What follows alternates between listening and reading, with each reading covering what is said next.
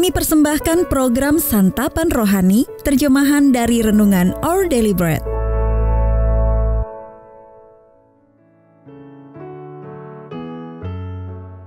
Sahabat ODB, pembacaan Alkitab hari ini terambil dari Keluaran 39 ayat 1 sampai 7. Keluaran 39 ayat 1 sampai 7.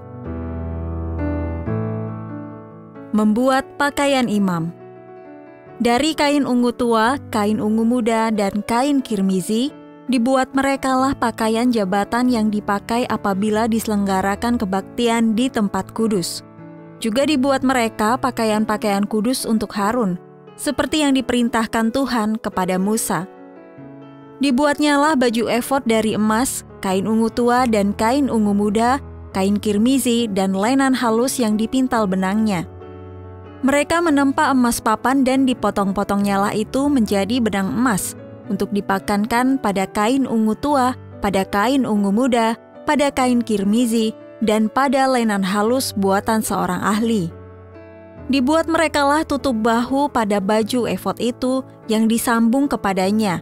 Di kedua ujungnya lah baju efod itu disambung. Sabuk pengikat yang ada pada baju efod itu adalah seiras dan sama buatannya dengan baju efod itu, yakni dari emas, kain ungu tua, kain ungu muda, kain kirmizi, dan lenan halus yang dipintal benangnya, seperti yang diperintahkan Tuhan kepada Musa. Dikerjakan merekalah permata krisopras, yakni dililit dengan ikat emas, diukirkan padanya nama para anak Israel yang diukirkan seperti materai. Ditaruhnyalah itu pada kedua tutup bahu baju efod sebagai permata peringatan untuk mengingat orang Israel, seperti yang diperintahkan Tuhan kepada Musa. Ayat emas renungan hari ini terambil dari Keluaran 35 ayat 21. Setiap orang yang tergerak hatinya, setiap orang yang terdorong jiwanya, membawa persembahan khusus kepada Tuhan untuk pekerjaan itu. Renungan hari ini berjudul Terhilang di Masa Lalu, ditulis oleh Tim Gustafson. Sahabat ODB, Raja Korea Yongjo yang memerintah pada tahun 1694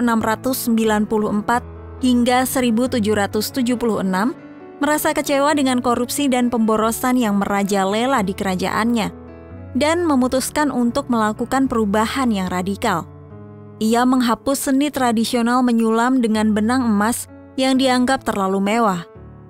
Dalam waktu singkat, pengetahuan tentang proses menyulam yang rumit itu pun lenyap.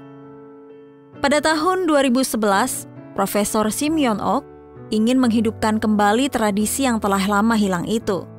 Ia berhasil melakukannya dengan merekatkan lembaran emas pada kertas murbei, lalu mengguntingnya menjadi benang-benang yang sangat tipis dan halus. Seni kuno itu pun bangkit kembali. Dalam kitab Keluaran, kita membaca tentang pekerjaan-pekerjaan luar biasa yang dilakukan saat mendirikan kemah suci, termasuk benang emas untuk membuat pakaian Imam Harun. Para perajin yang terampil menempa lempeng-lempeng emas yang kemudian dipotong-potong menjadi benang tipis, lalu ditenun dengan kain linen halus dan wol biru, ungu, dan merah. Apa yang terjadi dengan semua keterampilan yang luar biasa itu?